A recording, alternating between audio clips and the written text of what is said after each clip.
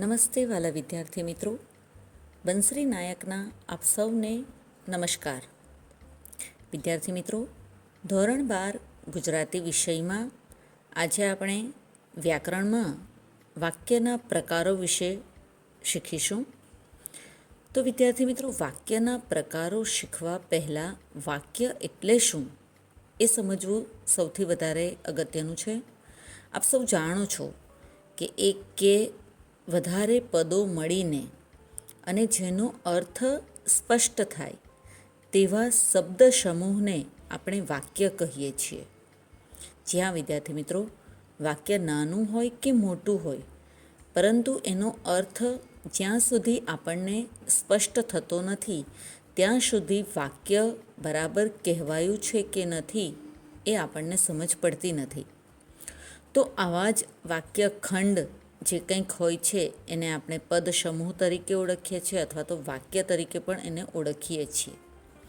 વિદ્યાર્થી મિત્રો, આપણે જે કંઈક પણ ભાષામાં વાક્યનો પ્રયોગ કરીએ છીએ, આ વાક્યના પણ ઘણા બધા પ્રકારો પડતા હોય છે. તો આ વાક્યના પ્રકારો કયા કયા છે, બસ એની જ સમજૂતી અહીં આજે આપણે લેવાની છે. તો ચાલો શરૂ કરીએ. વાક્ય રચના અને એના પ્રકારો. અગાઉ આપણે વિદ્યાર્થી મિત્રો જણાવ્યું એ પ્રમાણે વાક્ય એટલે શું, અહીં એનો અર્થ જરા વધુ વિસ્તારમાં તમને કહેવામાં આવ્યો છે. ધ્વનિઓ, વર્ણો જોડાઈને તેનું રૂપ એટલે કે શબ્દ બને છે. શબ્દને પ્રત્યયો જોડીને એમાંથી પદ બને છે. હવે જ્યારે એક કે વધારે પદો ભેગા થાય છે ત્યારે વાક્ય બને છે. અગાઉ આપણે જોયું એ પ્રમાણે કે પ્રત્યયો જોડાય છે અને પ્રત્યયો જોડાઈને પદ બને છે અને એ રીતે વાક્ય બને છે. આમ અસરકારક અભિવ્યક્તિ એટલે કે એક્સપ્રેશન માટે વાક્ય રચના એ અતિ અગત્યનું પરિબળ છે. એટલે કે કોઈકને આપણે શું કહેવું છે તો એના માટે જે એક્સપ્રેશનથી વાક્ય કહેવાય છે એ સૌથી વધારે અગત્યનું છે. એટલે કે જે કહેવા માંગીએ છીએ એ સામેવાળા વ્યક્તિને સમજાયું કે નહીં એ તમે કઈ રીતે વાક્યને બોલો છો એના આધારે ખ્યાલ આવે છે. એટલે કે એક વાક્ય રચનાને બીજા પ્રકારની વાક્ય રચનામાં પરિવર્તન કરી શકાય છે. વાક્યોના આ આખા સમૂહ દ્વારા આપણે વાતો કરીએ છીએ. આ આખી ઘટનાને આપણે કથન કે લેખન તરીકે ઓળખીએ છીએ. જ્યાં વિદ્યાર્થી મિત્રો, જે કંઈક પણ આપણે વાતો કરીએ છીએ અને લખીએ છીએ તો એ કથન, વાત કરવી એટલે કે કથન કહેવું અને લખવું એટલે કે લેખન તરીકે એને ઓળખીએ છીએ. શ્રવણ એટલે કે સાંભળવું અને વાંચન દ્વારા અન્યની વાત સાંભળી સમજીને તેને પામવાની પ્રક્રિયાને આપણે અવગમન કે સાધારણીકરણ એટલે કે કમ્યુનિકેશન કહીએ છીએ. જ્યાં વિદ્યાર્થી મિત્રો, જે કંઈક પણ આપણે સાંભળીએ છીએ અને અન્યની વાતો આપણે સાંભળીએ અને સમજીએ, આ જે કંઈક પણ વાતોની આપલે થાય છે, શબ્દોની આપલે થાય છે, વાક્યોની આપલે થાય છે, જેને આપણે કમ્યુનિકેશન કહીએ છીએ અને ગુજરાતીમાં એને અવગમન કે સાધારણીકરણ તરીકે ઓળખવામાં આવે છે. તો વિદ્યાર્થી મિત્રો, આ જે કંઈક પણ આપણે કમ્યુનિકેટ કરીએ છીએ એકબીજા સાથે, એમાં પણ કેટલાક વાક્યોના પ્રકારો પડે છે. હવે આપણે મૂળ મુદ્દા ઉપર પહોંચીએ તો વાક્યના પ્રકારો. વિદ્યાર્થી મિત્રો, ગુજરાતી વ્યાકરણમાં વાક્યના પ્રકારો 3 રીતે પડે છે: અર્થની દૃષ્ટિએ, રચનાની દૃષ્ટિએ, પદની પ્રધાનતાની દૃષ્ટિએ. પરંતુ વિદ્યાર્થી મિત્રો, આપણા અભ્યાસક્રમ આધારિત અહીં આપણે વાક્યના પ્રકારો વિશે જે ચર્ચા કરવાના છે, એમાં જે 2 પ્રકારો જે છે, રચના અને બંધારણની દૃષ્ટિએ તથા અર્થ અને ભાવની દૃષ્ટિએ જે વાક્યના પ્રકારો પડે છે એ જ આપણા અહીં સિલેબસમાં આપવામાં આવ્યા છે. જેમાં રચના અને બંધારણની દૃષ્ટિએ વાક્યના 3 પ્રકારો પડે છે. જેમાં પ્રથમ છે સાદું વાક્ય, બીજું છે સંયુક્ત વાક્ય અને ત્રીજું છે સંકુલ વાક્ય, જેને મિશ્ર વાક્ય તરીકે પણ ઓળખવામાં આવે છે. તેમજ અર્થ અને ભાવની દૃષ્ટિએ વાક્યના 3 પ્રકારો પડે છે. જેમાં પ્રથમ છે વિધાન વાક્ય, બીજું છે પ્રશ્ન વાક્ય અને ત્રીજું છે ઉદ્ગાર વાક્ય. જી હા વિદ્યાર્થી મિત્રો, હવે આપણે આ બંને બંધારણની અને રચનાની દૃષ્ટિએ તેમજ અર્થ અને ભાવની દૃષ્ટિએ જે વાક્યના પ્રકારો પડે છે એને એક પછી એક આપણે એના વિશેની અહીં સમજૂતી લઈશું, જેમાં સૌપ્રથમ આવે છે રચના અને બંધારણની દૃષ્ટિએ સાદું વાક્ય. સાદું વાક્યની આપણે સૌપ્રથમ અહીં સમજૂતી લઈએ તો જેમાં એક જ ક્રિયાપદ કે એક જ ઉદ્દેશ્ય, વિદ્યાર્થી મિત્રો ક્રિયાપદ એટલે કે વર્બ અને ઉદ્દેશ્ય એટલે કે સબ્જેક્ટ, કે વિધેય એટલે કે કર્તા વિશે જે કહેવાયું હોય તે એવા વાક્યને સાદું વાક્ય કહેવામાં આવે છે. સૌપ્રથમ એના વિશેની સાદી સમજૂતી આપણે લઈએ તો એવું કહી શકાય કે જે વાક્યમાં એક જ ઉદ્દેશ્ય અને એક જ વિધેય હોય એને સાદું વાક્ય કહે છે. હવે વિદ્યાર્થી મિત્રો, ઉદ્દેશ્ય એટલે કે વાક્યમાં જેના વિશે કહેવાયું હોય એને ઉદ્દેશ્ય કહેવાય છે, અને વાક્યમાં જેના વિશે જે કહેવાયું હોય એને વિધેય કહેવાય છે. જેમ કે અહીં તમને ઉદાહરણ આપવામાં આવ્યું છે, વરસાદ વરસે છે. અહીં વિદ્યાર્થી મિત્રો, વરસાદ એ ઉદ્દેશ્ય છે, જ્યારે વરસે છે એ વિધેય છે. એટલે કે અગાઉ આપણે જેમ કહ્યું એ પ્રમાણે કે જેના વિશે કહેવાયું એ ઉદ્દેશ્ય, તો અહીં વરસાદ વિશે કહેવામાં આવ્યું છે તો વરસાદ એ ઉદ્દેશ્ય થયું. અને વાક્યમાં જેના વિશે જે કહેવાયું એટલે કે વરસાદ વિશે શું કહેવાયું તો કે વરસે છે, તો એ વિધેય થયું. ત્યારબાદ બીજું વાક્ય છે વિદ્યાર્થી ભણે છે. અહીં વિદ્યાર્થી એ ઉદ્દેશ્ય છે અને ભણે છે એ વિધેય છે. આમ સાદું વાક્ય એટલે એવું વાક્ય કે જેમાં જે કહેવું હોય એ સ્પષ્ટ કહેવામાં આવે છે. આ પ્રકારના વાક્યમાં કોઈ બીજું વાક્ય કે અન્ય કોઈ પણ પ્રકારનું કથન હોતું નથી, એટલે કે બીજી કોઈ અન્ય વાત અહીં કહેવામાં આવી હોતી નથી. રચના અને બંધારણની દૃષ્ટિએ વાક્યનો અન્ય પ્રકાર જે પડે છે એ છે સંયુક્ત વાક્ય. સંયુક્ત વાક્યમાં વિદ્યાર્થી મિત્રો, આપ સૌને બે સાદા વાક્ય આપવામાં આવ્યા હોય છે. આ બંને સાદા વાક્યોને તમારે સંયોજકના ઉપયોગથી સંયુક્ત વાક્ય બનાવવાનું હોય છે. એટલે કે બે સાદા વાક્યોને આપ સૌએ જોડવાના હોય છે. અગાઉ આપણે ગ્રામરના ટોપિકમાં સમજી ચૂક્યા છે કે સંયોજક કયા કયા હોય છે. તો સંયોજકથી જે વાક્ય જોડાય છે એને સંયુક્ત વાક્ય કહેવામાં આવે છે. સંયુક્ત એટલે કે જોડાવું. સંયોજકમાં ઘણીવાર કર્તા એટલે કે ડુઅર એક જ હોય છે અને ક્રિયાઓ અલગ અલગ હોય છે. ક્રિયાઓ એટલે કે એક્શન. ઘણીવાર ક્રિયા એક જ હોય છે અને કર્તાઓ અલગ અલગ હોય છે. આવા સંજોગોમાં બે સાદા વાક્યોને જોડવાનું કામ સંયોજક કરે છે. જ્યાં વિદ્યાર્થી મિત્રો, ઘણીવાર એવું બને છે કે બે સાદા વાક્યો જે આપને આપવામાં આવ્યા હોય છે એ બંને સાદા વાક્યોમાં કર્તા એક જ હોય પરંતુ ક્રિયાઓ અલગ અલગ હોય છે, એટલે કે એમની એક્શન્સ અલગ અલગ હોય છે. ઘણી વખત એવું પણ બને છે કે બંને સાદા વાક્યોમાં એક્શન એક જ હોય છે પરંતુ કર્તા એટલે કે ડુઅર અલગ અલગ હોય છે. જે કંઈ સંયોજકોથી વાક્ય જોડાય છે એ સંયોજકો અહીં આપવામાં આવ્યા છે આપ સૌને.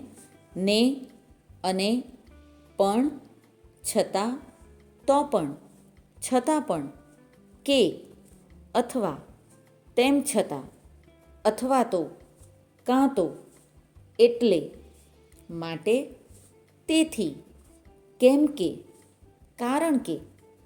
આ પ્રકારના અલગ અલગ સંયોજકોનો ઉપયોગ કરીને સંયુક્ત વાક્ય બનાવવામાં આવે છે. સંયુક્ત વાક્યમાં બે વાક્યો વચ્ચે શરત, વિરોધ, વિકલ્પ, પર્યાય કે કાર્ય-કારણનો સંબંધ જોવા મળે છે. જ્યાં વિદ્યાર્થી મિત્રો, તો આ બે જે સંયુક્ત વાક્ય આપણને આપવામાં આવ્યા હોય છે તો એમાં કઈ રીતે આ પ્રકારનો સંબંધ છે એ આપણે ઉદાહરણ દ્વારા સમજીએ. નંબર 1, જાનકીને રજા પડી. નંબર 2, તે ઘરે આવી. અહીં વિદ્યાર્થી મિત્રો બે સાદા વાક્ય અહીં તમને આપવામાં આવ્યા છે. હવે એમાં આપણે જોઈશું તો કાર્યકારણનો સંબંધ છે, માટે સંયોજક તરીકે એટલે શબ્દનો ઉપયોગ થશે. તો વાક્ય આપણું સંયુક્ત થઈને બનશે, જાનકીને રજા પડી એટલે તે ઘરે આવી. વિદ્યાર્થી મિત્રો, અહીં સંયોજક તરીકે તમે તેથી શબ્દનો પણ ઉપયોગ કરી શકો છો, જેમ કે જાનકીને રજા પડી તેથી તે ઘરે આવી. ત્યારબાદ અન્ય ઉદાહરણ છે, ઉનાળો શરૂ થયો ગરમી પડતી નથી. અહીં તમે જોશો તો વિરોધવાચક વાક્યનો અહીં સંબંધ તમે જોવા મળશે. જેમ કે ઉનાળો શરૂ થયો, સંયોજક અહીં થશે પણ ગરમી પડતી નથી. વિદ્યાર્થી મિત્રો, ઉનાળો શરૂ થઈ ગયો પરંતુ ગરમી પડતી નથી. આમ અહીં તમે જોશો તો સંયોજક તરીકે તમે પરંતુ શબ્દ, છતાં પણ, તો પણ અને તેમ છતાં, આ જે વિરોધવાચક સંયોજક તરીકે જે વપરાય છે શબ્દો, એમનો તમે અહીં ઉપયોગ કરી શકો છો. ત્યારબાદ અન્ય બે સાદા વાક્ય તમને આપવામાં આવ્યા છે. એ છે તમે ચા લેશો, તમે શરબત લેશો. અહીં તમે જોશો તો ફક્ત તમને વિકલ્પ આપવામાં આવ્યો છે. તો જ્યારે વિકલ્પવાચક વાક્ય અહીં તમને દેખાતા હોય કે શબ્દ તમને જણાતા હોય તો સંયોજક તરીકે કે શબ્દનો ઉપયોગ થશે.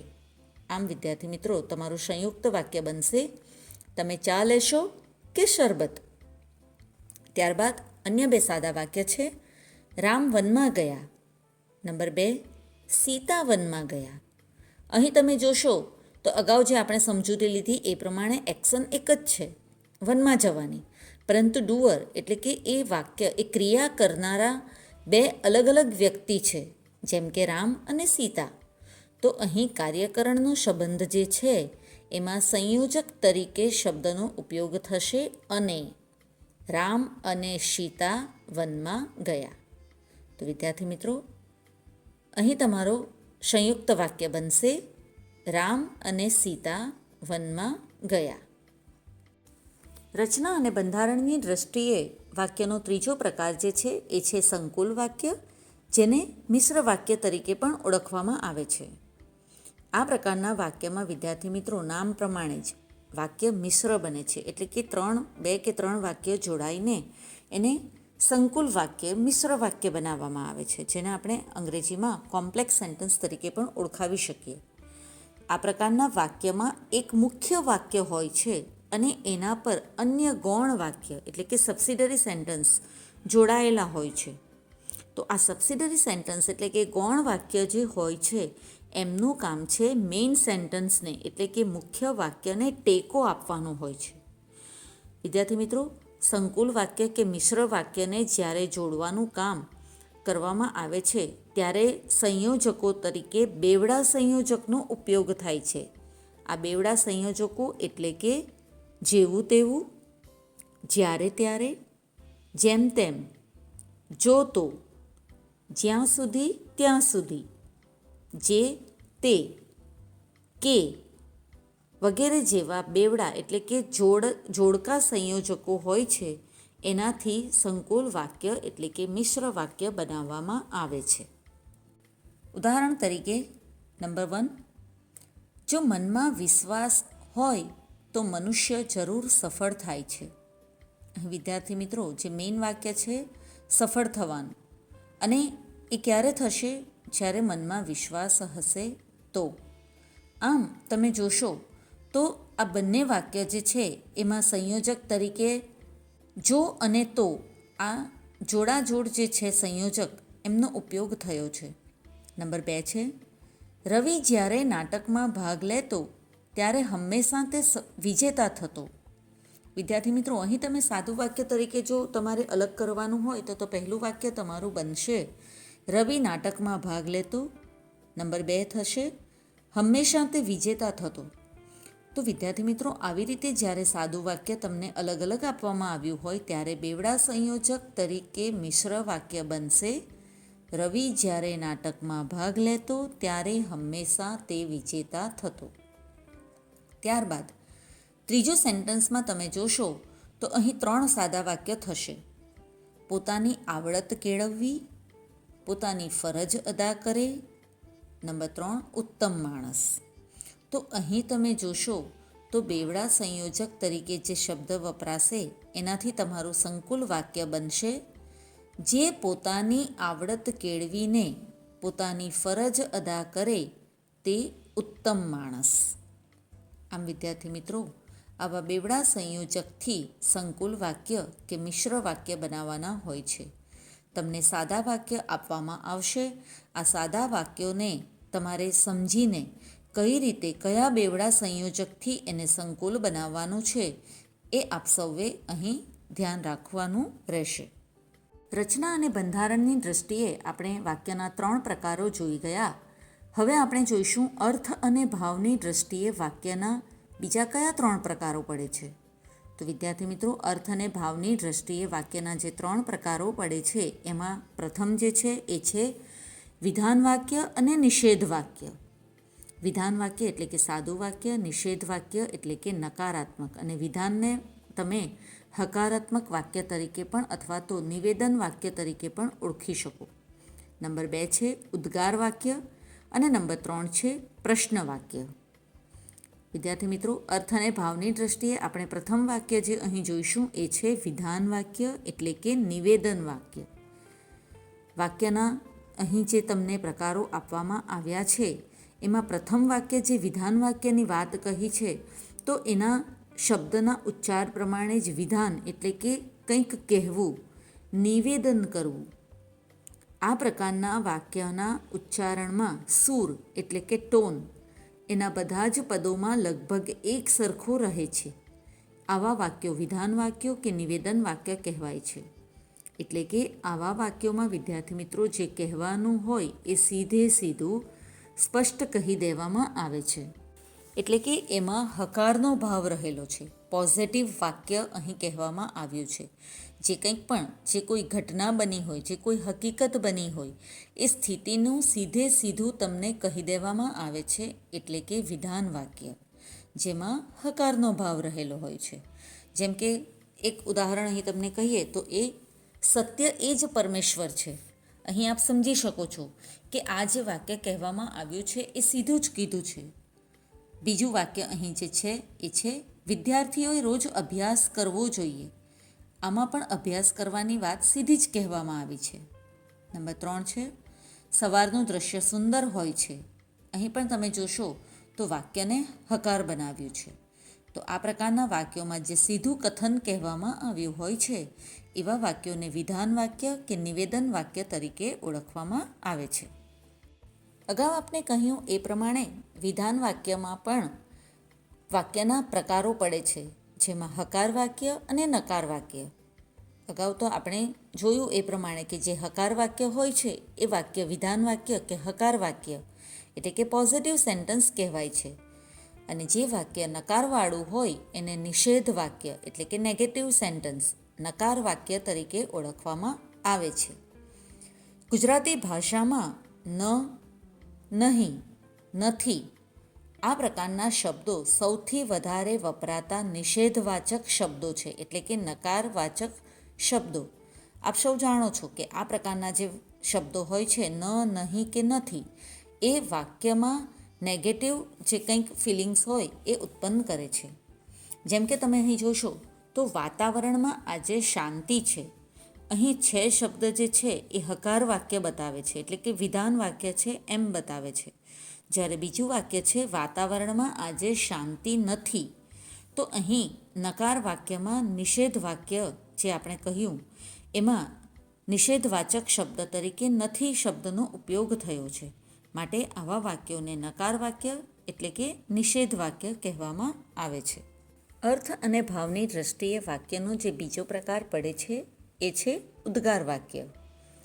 જે વાક્યમાં બોલનાર દ્વારા આશ્ચર્ય કે વિસ્મય એટલે કે નવાઈ, શોક, હર્ષ, ઉલ્લાસ જેવી લાગણીઓ રજૂ થાય કે પછી કોઈ પરિસ્થિતિ કે ઘટના આપણી ધારણા બહારની હોય એટલે કે જેને આપણે ઇમેજિન ના કર્યું હોય એવું કંઈક બને, આકસ્મિક હોય, કોઈક એક્સિડન્ટલી કંઈક વસ્તુ થાય કે અણધારી જ નીકળે ત્યારે અચાનક જ ઉદ્ગારવાચક શબ્દો બોલાઈ જતા હોય છે તો આવા વાક્યને ઉદ્ગાર વાક્ય કહે છે. આવા વાક્યોમાં વિસ્મય સૂચક એટલે કે ઉદ્ગારવાચક શબ્દો તરીકે વાહ, અરે રે, ઓહ, આહા વગેરે જેવા શબ્દોનો ઉપયોગ થાય છે. આવા વિસ્મય સૂચક શબ્દો પછી કે પરિસ્થિતિ કે ઘટના સૂચક વાક્ય પછી પણ ઉદ્ગાર ચિહ્ન મૂકવામાં આવે છે. એટલે કે વિદ્યાર્થી મિત્રો, આવા જે કોઈ વિસ્મયસૂચક શબ્દો હોય એના પછી પણ તરત ઉદ્ગાર ચિહ્ન મૂકવામાં આવે છે અને જે કંઈક પણ પરિસ્થિતિ બની ગઈ છે અથવા તો ઘટના બની ગઈ છે તો એવા વાક્યના બોલવ્યા પછી પણ ઉદ્ગાર સૂચક ચિહ્ન મૂકવામાં આવે છે. જેમ કે અહીં તમે ઉદાહરણમાં જોઈ શકો છો, વાહ શું સુંદર દ્રશ્ય છે. અહીં તમે જોશો તો ઉદ્ગાર સૂચક શબ્દ જે છે એ છે વાહ. એના પછી પણ તમે જોશો તો એક્સક્લેમેટરી સાઇન મૂકવામાં આવી છે અને વાક્યના અંતે પણ એક્સક્લેમેટરી સાઇન મૂકવામાં આવી છે. ત્યારબાદ બીજું વાક્ય જે છે એ છે, આજે આપણે કેવું મધુર સંગીત સાંભળ્યું. વિદ્યાર્થી મિત્રો, ઘણીવાર એવું બને છે કે વાક્યમાં કોઈ ઉદ્ગાર સૂચક શબ્દો હોતા નથી, પરંતુ જે વાક્ય જે ભાવથી કહેવામાં આવ્યું છે, જે લાગણીથી કહેવામાં આવ્યું છે, તો આવા વાક્યના અંતે પણ ઉદ્ગાર ચિહ્ન મૂકવામાં આવે છે. સેકન્ડ વાક્યમાં આપ આ જ વસ્તુ જોઈ શકો છો. ત્યારબાદ નંબર 3 છે, અહો કેટલી સુંદર કલાકૃતિ.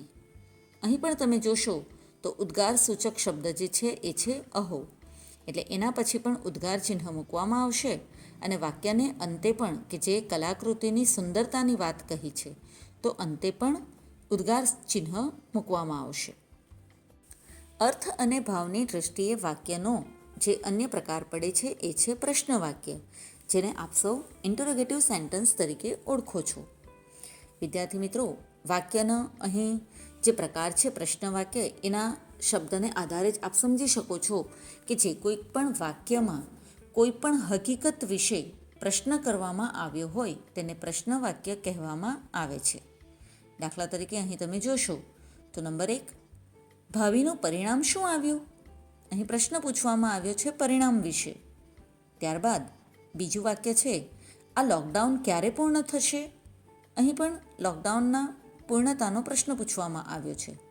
માટે આવા જે કંઈક પણ વાક્યમાં પ્રશ્ન પૂછવામાં આવે છે, પ્રશ્ન સૂચક શબ્દોનો ઉપયોગ થયો હોય તેવા વાક્યને અંતે પ્રશ્નાર્થ ચિહ્ન હોય છે, જે પ્રશ્ન વાક્ય તરીકે ઓળખાય છે. શું, કોણ, ક્યારે, કેવી રીતે, કેમ, કોને, ક્યાં વગેરે જેવા પ્રશ્નાર્થ સૂચક શબ્દોનો ઉપયોગ કરીને પ્રશ્ન વાક્યની રચના કરવામાં આવે છે. જ્યાં વિદ્યાર્થી મિત્રો, પ્રશ્ન વાક્યમાં આમાંથી કોઈ પણ પ્રશ્નાર્થ સૂચક શબ્દોનો ઉપયોગ થયો હોય છે. આ ઉપરાંત વિદ્યાર્થી મિત્રો, ઘણીવાર કોઈ પ્રશ્ન પૂછતી વખતે એને અંતે કરો, લખો, સમજાવો વગેરે જેવા શબ્દો મુકાય છે, ત્યારે પ્રશ્ન પૂછ્યો હોવા છતાં પણ એને અંતે પૂર્ણ વિરામ જ મૂકવામાં આવે છે. જેમ કે અહીં તમે જોશો તો આદર્શ વિદ્યાર્થી કેવો હોવો જોઈએ તે સમજાવો. આપ વિદ્યાર્થી મિત્રો, આપ સૌ જાણો છો કે જ્યારે ક્વેશ્ચન પેપરમાં આપને પણ ઘણી વખત લોંગ ક્વેશ્ચન આન્સર પૂછાતા હોય છે, તો ત્યારે એને અંતે તમને પૂછવામાં આવ્યો હોય છે પ્રશ્ન, પરંતુ સમજાવો. જે કોઈક પણ વાક્ય આપ્યું હોય તો ઉદાહરણ આપી સમજાવો, આવું પણ તમને કહેવામાં આવે તો ભલે પ્રશ્ન પૂછાયો છે, પ્રશ્ન પૂછવામાં આવ્યો છે, છતાં પણ વાક્યને અંતે પૂર્ણવિરામ મૂકવામાં આવે છે. બીજું વાક્ય અહીં જે છે, રજાઓમાં ઘરમાં જ રહી તમે શું પ્રવૃત્તિઓ કરી તેના વિશે નોંધ લખો. તો આવા વાક્યમાં પણ પ્રશ્ન પૂછવામાં આવ્યો છે કે કઈ કઈ પ્રવૃત્તિઓ કરી, શું પ્રવૃત્તિઓ કરી, પરંતુ વાક્યને અંતે પૂર્ણવિરામ મૂકવામાં આવે છે. તો આવા વાક્યોમાં પણ ભલે પ્રશ્ન પૂછાયો હોય પરંતુ પૂર્ણવિરામ મૂકવામાં આવે છે. આમ વિદ્યાર્થી મિત્રો, જે કોઈક વાક્યમાં કંઈક પૃચ્છા એટલે કે કંઈક પૂછવાનો ભાવ હોય તેવા વાક્યને પ્રશ્નાર્થ વાક્ય કહે છે. જેમાં અગાઉ આપણે કહ્યું એ પ્રમાણે કે પ્રશ્નાર્થ વાચક શબ્દ ન આવે તો પણ માત્ર પ્રશ્નાર્થ ચિહ્ન મૂકીને પણ વાક્યને પ્રશ્નાર્થ બનાવી શકાય છે, અથવા તો ન મૂકીને પણ પ્રશ્નાર્થ વાક્ય બનાવી શકાય છે. અર્થ અને ભાવની દૃષ્ટિએ આપણા અભ્યાસક્રમ પ્રમાણે જે અંતિમ વાક્ય જે છે એ છે આજ્ઞાર્થ વાક્ય. વાક્યના અહીં જે તમને ભાવ આપવામાં આવ્યો છે, જે શબ્દ આપવામાં આવ્યો છે, એના દ્વારા આપ સૌ સમજી શકશો કે જે વાક્યમાં આજ્ઞા, સૂચન, વિનંતી કે હુકમનો ભાવ દર્શાવ્યો હોય એને આજ્ઞાર્થ વાક્ય કહેવામાં આવે છે. વિદ્યાર્થી મિત્રો, એટલે કે આજ્ઞાનો ભાવ હોય તેવા વાક્યોને આજ્ઞાર્થ વાક્ય કહેવામાં આવે છે. વિદ્યાર્થી મિત્રો, આ પ્રકારના વાક્ય જે કંઈક પણ તમને આપવામાં આવ્યા હોય છે એ વાક્યોમાં વર્તમાન કે ભવિષ્ય વિશે કરવાની પ્રવૃત્તિનું પણ તમને કહેવામાં આવ્યું હોય છે. જેમ કે અહીં ઉદાહરણ પ્રમાણે આપ જોઈ શકશો, મને વાંચવા માટે એક પુસ્તક આપો. અહીં પુસ્તકની માંગણી કરવામાં આવી છે, એટલે કે એના માટે તમને સૂચન કરવામાં આવ્યું છે અથવા તો હુકમ પણ તમે અહીં કહી શકો. તો આવા વાક્યને આજ્ઞાર્થ વાક્ય કહેવામાં આવે છે. બીજું વાક્ય છે, મહેરબાની કરીને શાંતિ રાખો. અહીં તમે જોશો તો વિનંતી કરવામાં આવી છે, એટલે કે વિનંતીનો ભાવ દર્શાવ્યો છે. તો આ પ્રકારના વાક્યોમાં જે કંઈક પણ આજ્ઞા કરવામાં આવી હોય, સૂચન કરવામાં આવી હોય, વિનંતી કરવામાં આવી હોય કે હુકમ કરવામાં આવ્યો હોય, એવો જે કંઈક ભાવ દર્શાવવામાં આવે છે તેવા વાક્યને આજ્ઞાર્થ વાક્ય તરીકે ઓળખવામાં આવે છે. વિદ્યાર્થી મિત્રો, રચના અને બંધારણની દૃષ્ટિએ તેમજ અર્થ અને ભાવની દૃષ્ટિએ વાક્યના પ્રકારોના વિશેની અહીં જે કંઈક પણ આપણે સમજૂતી મેળવી છે એ અહીં જ પૂર્ણ થાય છે. આશા રાખું છું આપ સૌને આ તમામ વાક્યના જે પ્રકારો છે એ સમજણમાં આવી જ ગયા હશે. છતાં પણ આપની કોઈક પણ મુશ્કેલી હોય અથવા તો કંઈ પણ ક્વેરી હોય તો આપ કમેન્ટ બોક્સમાં જાણ કરી શકો છો. નવા ટૉપિક સાથે ફરીથી પાછા આપણે જલ્દી ભેગા થઈશું. ત્યાં સુધી બંસરી નાયકના આપ સૌને નમસ્કાર.